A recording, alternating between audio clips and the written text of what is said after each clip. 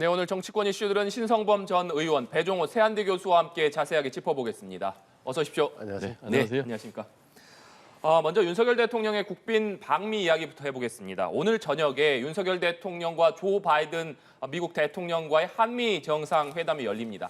한미 양국은 확장 억제에 대한 별도의 문건이 발표될 것이라고 밝혔는데 의원님 먼저 이번 정상회담의 의미 또 어떤 성과 기대하고 계신지도 말씀 부탁드립니다.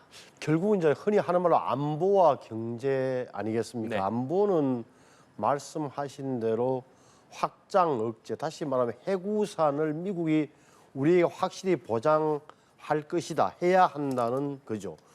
이 대목 좀 더 들어가 보면 단순하게 보장하겠다는 구두 약속, 지금처럼 흔히들 하는 뭐 전략 자산이 전개된다, 그리고 우리가 보장한다는 이런 선언적인 말에서 떠나가지고 이걸 문서로 명시하자. 그 미 합중국의 조 바이든 대통령이 서명하는 내지는 아니면 뭐 국방부 장관이 부서하는 이런 형태의 문서화를 만들자.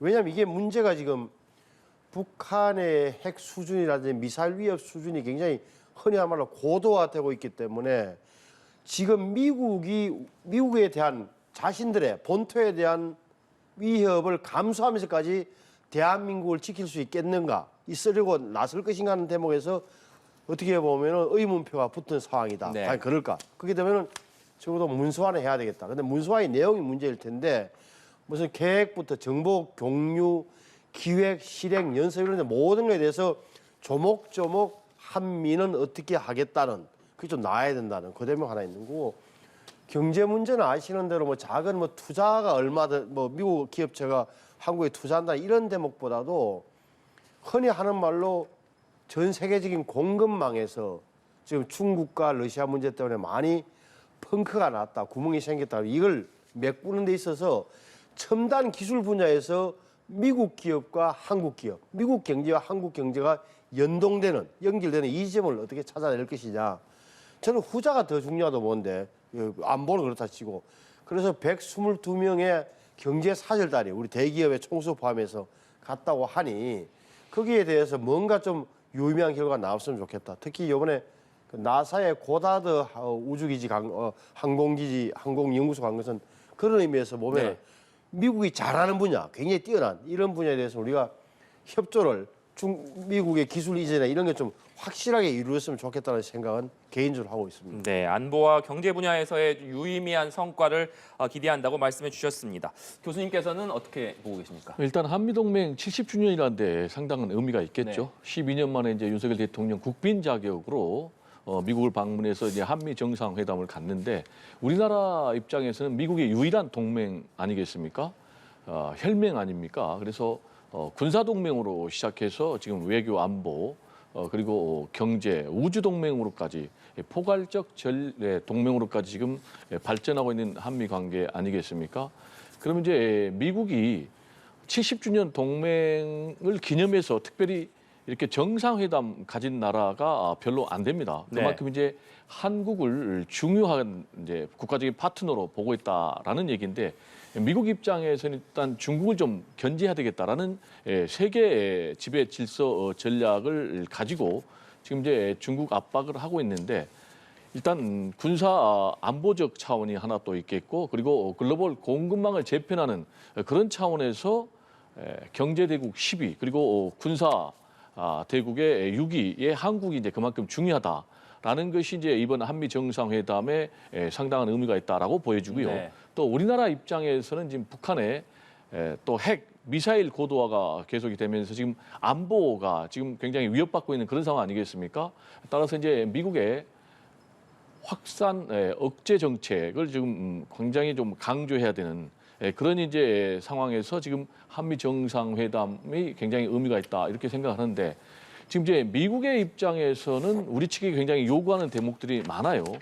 그런 과정에서 지금 윤석열 대통령의 굴욕적인 한일 외교 논란도 나왔고, 또 도감청 의혹과 관련해서 미국 감싸기 문제도 나왔고, 또 우크라이나 관련해서 살상무기 지원할 수도 있다라는 이제 윤석열 대통령의 발언이 나오면서 지금 러시아가 강력 반발하고 있고, 또 중국과 대만과의 문제에 대해서 윤석열 대통령이 개입을 시사하는 그런 발언하면서 지금 중국이 반발하고 있는 이런 상황.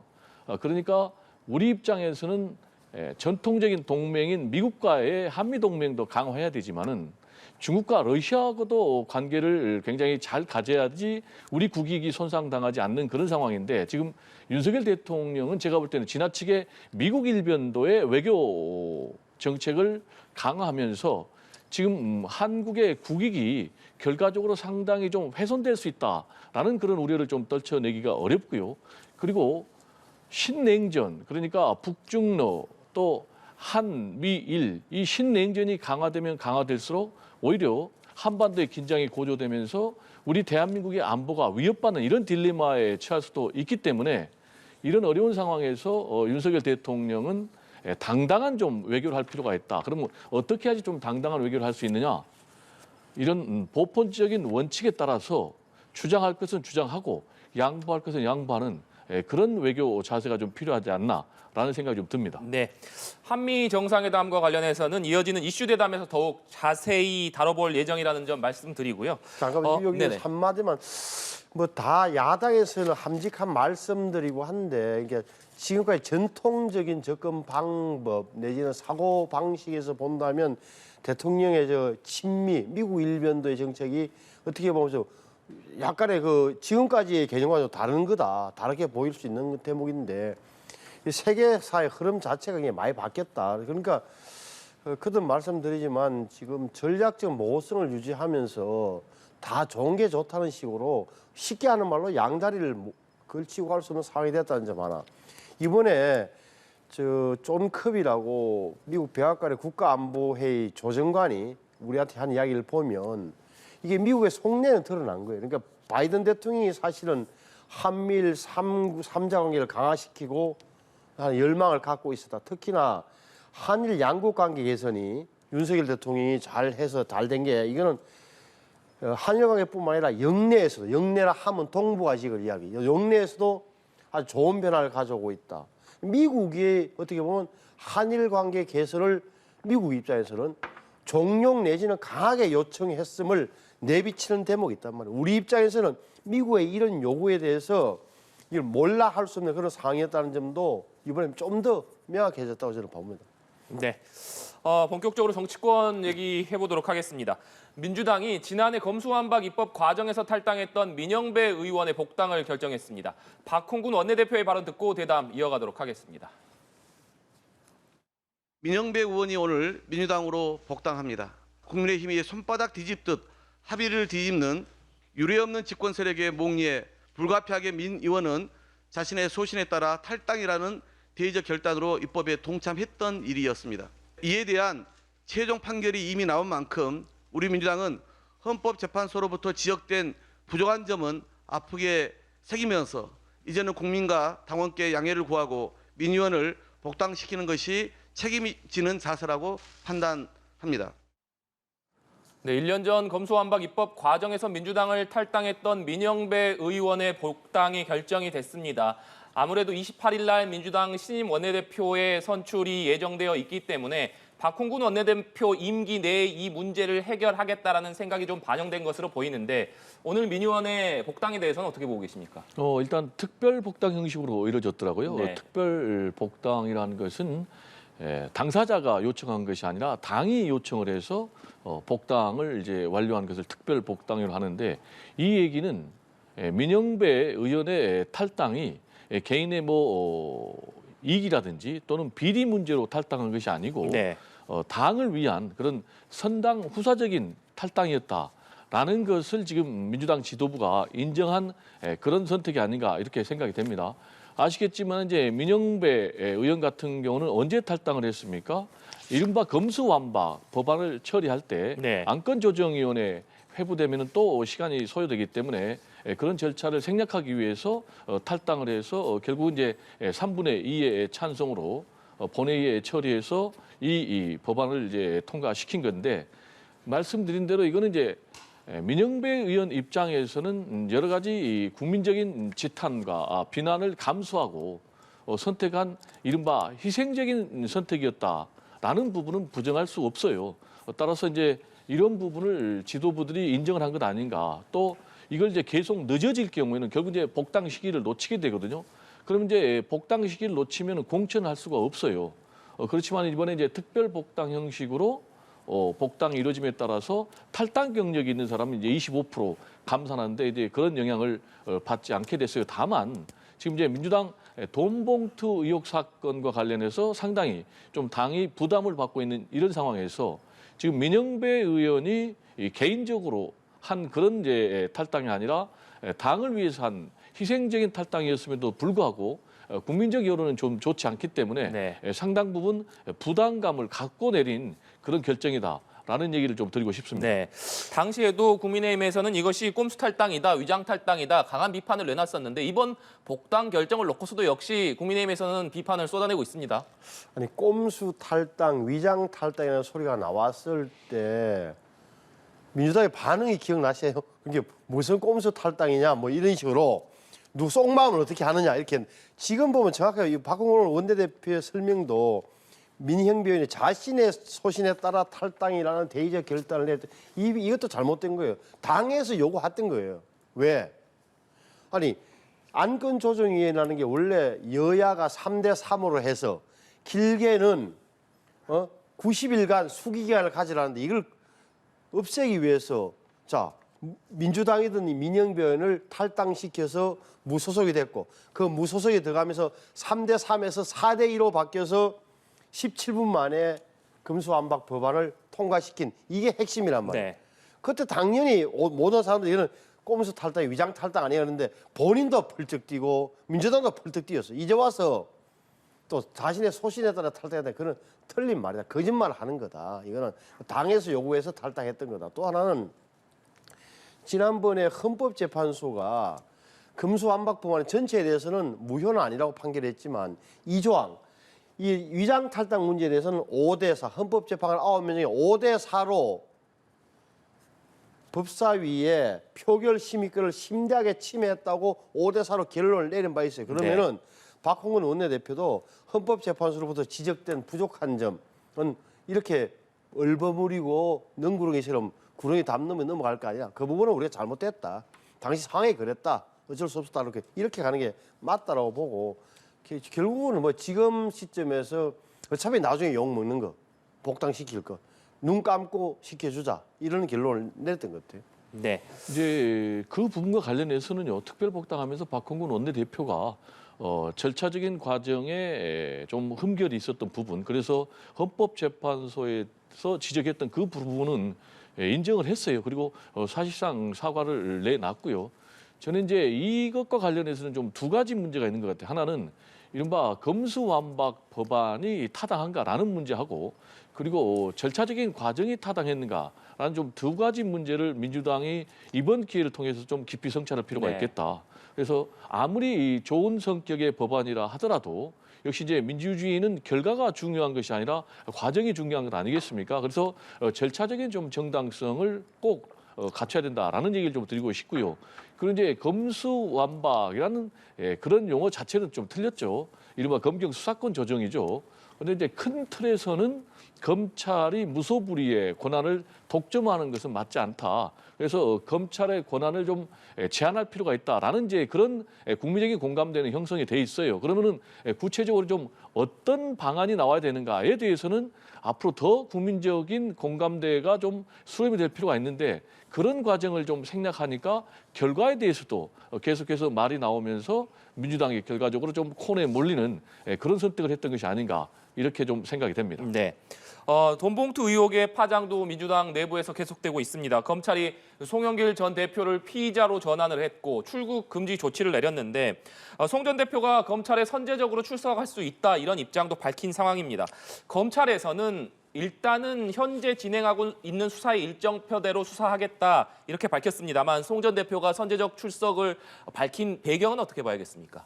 이런 걸 가르쳐서 흔히 쉬운 말로 정치적 쇼죠, 쇼잉 보여주기인데 그러니까 검찰에서 아니 여론의 압력에 못 이겨서 프랑스 파리에서 입국했으면 되는 건데 자 내가 먼저 검찰 나가겠다. 검찰에서 나를 빨리 조사해 주세요.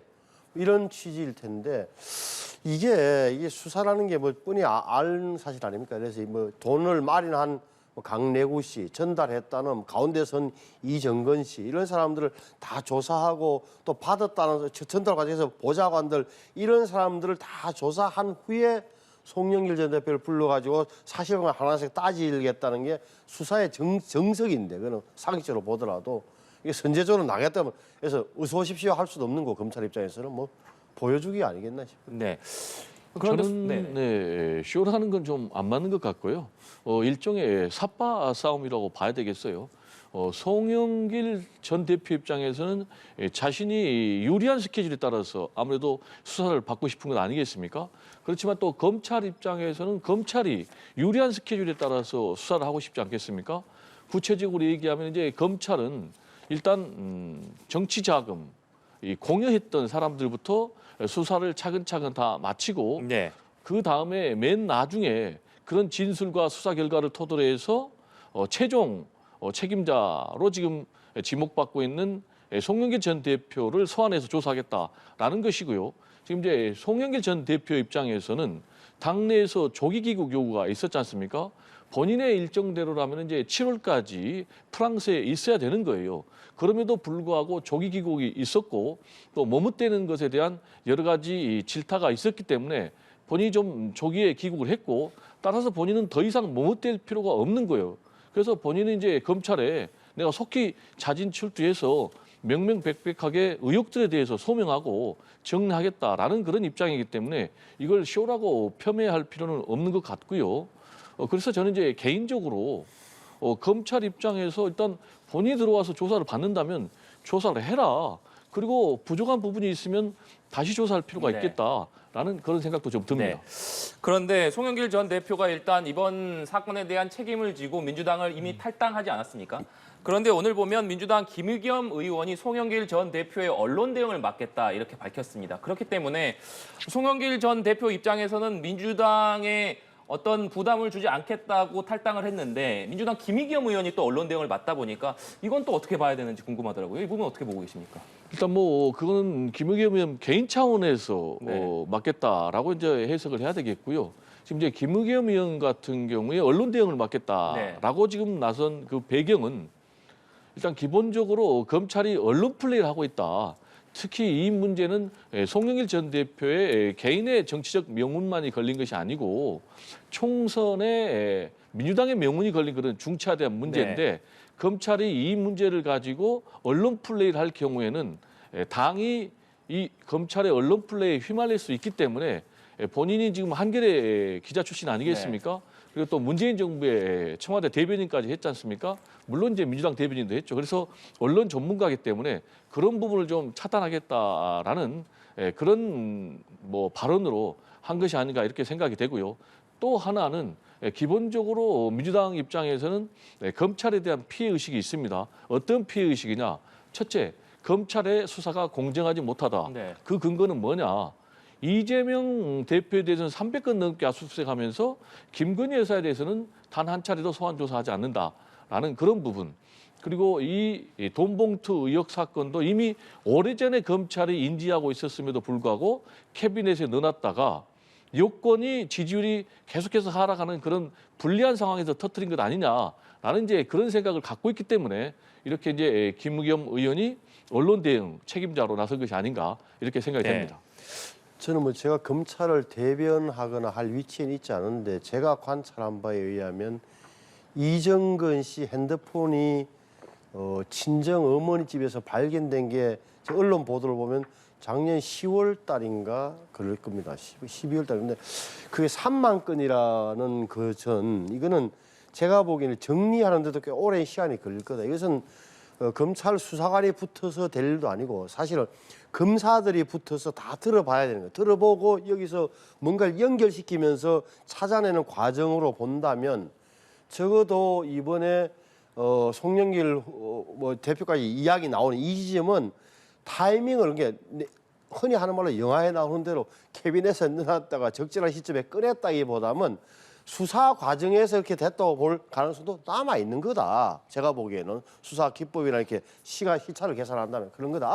앞으로도 계속 이 문제가 계속 나올 거예요. 왜? 3만 건이 되는 데 대해서 그것을 다 일일이 검사들이 나눠서 들어본다면 서울중앙지검 옛날 특수 2부 반부패 수사부에서 검사들이 불러가지고 하나하나를 다 듣는 과정으로 이해하면 제가 볼 때는 사실과 맞을 것 같아요. 네. 국민의힘 얘기도 좀 해보겠습니다. 이딴 설화 논란을 일으켰던 김재원, 태영호 최고위원이 각기 다른 행보를 보이고 있습니다. 김 최고위원은 공개 활동을 자제하면서 자숙하는 모습을 보이는 반면에 태 최고위원은 오히려 자신을 둘러싼 논란을 정면 돌파하는 이런 모습을 보이고 있는데 특히나 김기현 대표를 겨냥한 듯한 최고위원 회의에서의 공개 발언이 있기도 했습니다. 이 부분은 어떻게 보고 계십니까? 우선 태영호 최고가 뭐 나는 음한데, 네. 애문데 이게 이상한 곳, 아주 지점을 번나건 곳에 가서 지지를 요구하지 않다. 그걸 듣기에 따라서는 김기현 옆에 앉은 김기현 대표를 그냥 말할 수 있겠다는 생각이 드는데 속내는 모르겠습니다. 오히려 두 사람의 차이는 뭐냐? 김재원 수석 최고위원은 대구 경북의 정치를 앞으로 계속할 생각을 염두에 두고 어떻게 보면은 약간 강경한 우리 당 지지자들에서 열성 지지자들을 향한 구애적 성격의 그런 맞춤형 말을 많이 해가지고 오히려 당을 어렵게 만든 당을 어려운 처지에 만든 그 죄가 네. 좀 큰 거고 태영호 최고위원 같은 경우는 어떻게 보면 개인적인 사관 내지 역사 해석 자기가 하는 역사 상식을 과시하다가 나오는 거다. 그 차이는 좀 있어 보여요. 그래서 둘 다 제가 보기에는 어차피 뭐 새로 구성된 당의 어떤 윤리위원회의 심사 대상이 될 텐데 우리 다들 아시는 대로 김재원 최고에 대해서는 좀 중징계가 내려지겠구나. 왜? 당내 분위기 이런 게 느껴지는 거고 태영호 최고에 대해서는 글쎄 조금은 본인의 이야기니까 그런 관점의 문제니까 어떻게 될지 모르겠다. 저는 뭐 이 정도로 눈에 보입니다. 네. 윤리위에서 김재원 최고위원 같은 경우에는 중징계를 받을 가능성, 다만 태영호 최고위원에 대해서는 어떤 결과가 나올지 모르겠다라고 말씀 주셨습니다. 윤리위에서 이 두 최고위원들에 대해 어떤 징계 수위를 내릴 것이라고 보십니까? 일단 뭐 좀 중징계는 내려질 것이다. 네. 라는 게 좀 일반적인 관측이에요. 왜냐하면은 지금 이제 이 두 분의 발언이 지금 정강훈 목사의 발언과 함께 증폭되면서 지금 국민의힘을 완전히 이 아스팔트 극우 정당 이미지로 고착화시키는 그런 영향을 미쳤단 말이에요. 실제로 두 최고위원의 발언 또 정강훈 목사의 발언 파문이 잇따르면서 그 기간 동안에 지금 국민의힘 지지율이 계속해서 하락을 했단 네. 말이에요. 그러면서 이제 김기현 대표의 리더십 문제까지 터지니까 지금 당 입장에서는 중징계를 하지 않으면은 지금 아스팔트 세력이 지배하고 있는 더 나아가서는 김강훈 목사가 자신의 통제를 받으라라고까지 큰 소리치는 이른바 정강훈 목사의 지배를 받고 있는 정당이다라는 그런 오해를 받지 않게 위해서라도 이 두 사람에 대해서 중징계를 내려야 되는 이제 그런 상황으로 보여지는데 이제 중징계를 내릴 경우에는 어떻게 되느냐? 그럼 이제 이 두 사람 같은 경우에 다음 총선에 출마를 사실상 할 수 없게 되는 왜냐하면 이제 공천을 받지 못하니까 그래서 이제 일각에서는 당의 부담도 덜어줘야 되고 그리고 또 자신들의 정치적인 미래를 위해서도 자진 사퇴하는 것이 가장 좋은 것 아닌가 이렇게 생각이 되는데요. 지금 김재원 최고위원 같은 경우는 자진 사퇴도 저는 가능하다고 봅니다. 다만 이제 태영호 의원 같은 경우는 지금 이제 김재원 최고위원 같은 경우 자숙의 모습을 보여주는 반면에 오히려 소신 발언이다라고 더 큰 소리를 치고 있는 이런 상황이기 때문에 제가 볼 때는 뭐 태영호 최고위원 같은 경우는 중징계가 내려진다 하더라도 이런 이제 소신 행보를 이어가겠다라는 그런 이제 정치적인 해석으로 보여지고요. 그럼 이제 태영호 최고위원은 왜 이런 행보를 계속 하느냐라는 것과 관련해서는 제가 볼 때는 한국에 와서 좀 정치를 잘못 배운 것 같다. 왜냐하면 계속해서 아스팔트, 수구 강성 보수 세력들이 좋아하는 그런 메시지를 던지면 던질수록 자신이 얻는 정치적 이익이 더 크다. 다시 얘기하면은 국민의힘 내부에서 자신의 정치적 입지가 더 탄탄해지고 오히려 그런 부분이 앞으로 정치적인 미래에도 도움이 된다. 이런 판단을 하고 있는 것 같은데 저는 이런 판단이 굉장히 좀 잘못된 판단이다라는 얘기를 좀 강조하고 싶습니다. 네. 마지막으로 하루 앞으로 다가온 국회 본회의에 대해서도 잠시 짚어보겠습니다. 오늘 오전에 국회의장 주재로 여야 원내대표 회동이 있었습니다만 쟁점 법안들에 대해서 합의점을 찾지를 못했습니다.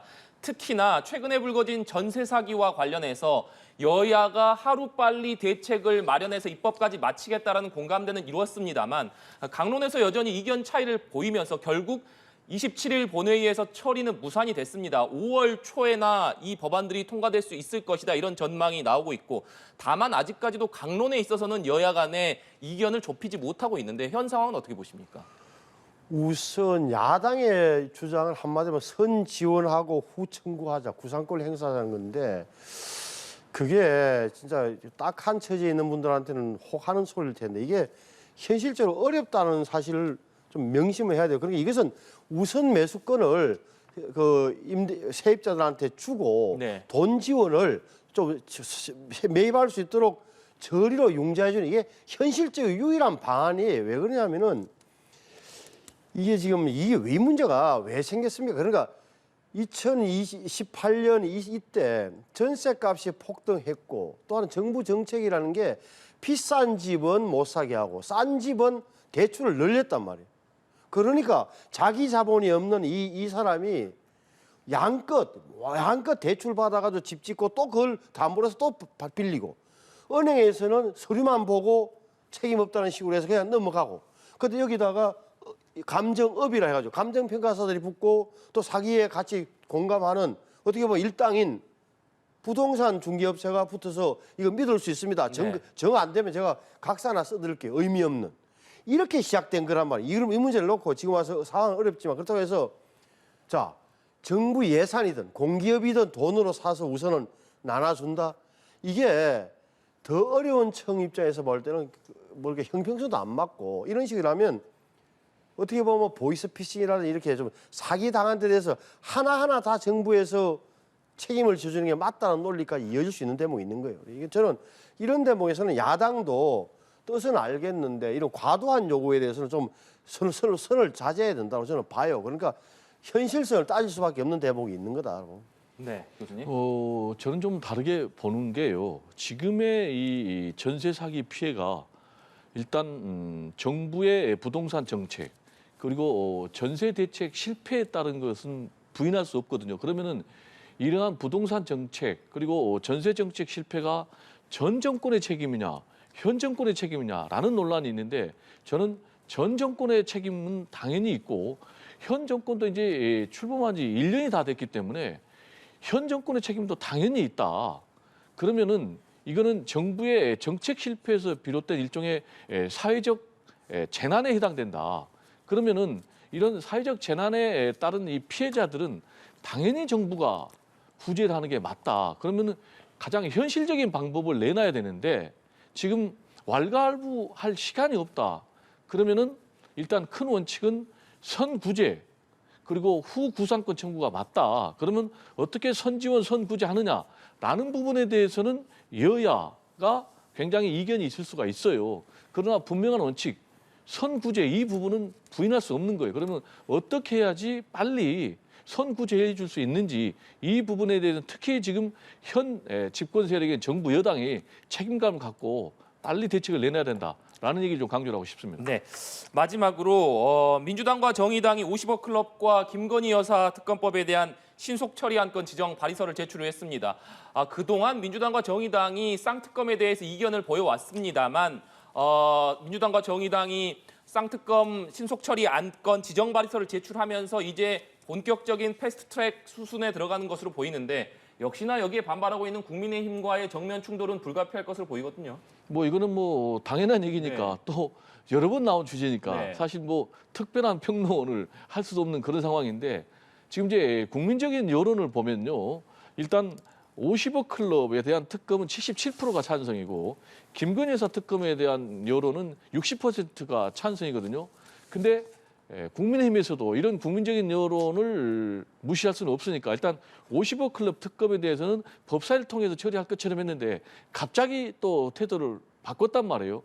과연 저는 개인적으로 궁금한 게 이렇게 국민적인 의혹이 있고 국민들이 요구하고 있는 이 사건에 대한 특검을 국민의힘 과연 앞으로 끝끝내 이걸 외면할 수 있을지 좀 의문입니다. 네, 의원님 어떻게 보십니까? 50억 클럽이야 당연히 뭐 특검이 되든 될 터인데 네. 문제 핵심은 이제 김건희 여사 특검이죠. 특검인데 저게 이제 정의당도 저렇게 나오는 이유가 어차피 저게 특검으로 패스트트랙에 뭐든 올라가더라도 대통령이 거부권 행사라는 사실 알고 있으면서 최선을 다했다, 할 만큼 했다라고 이제 떠넘기는 거다라고 이제 보여지고, 김건희 여사 이제 특검 부분에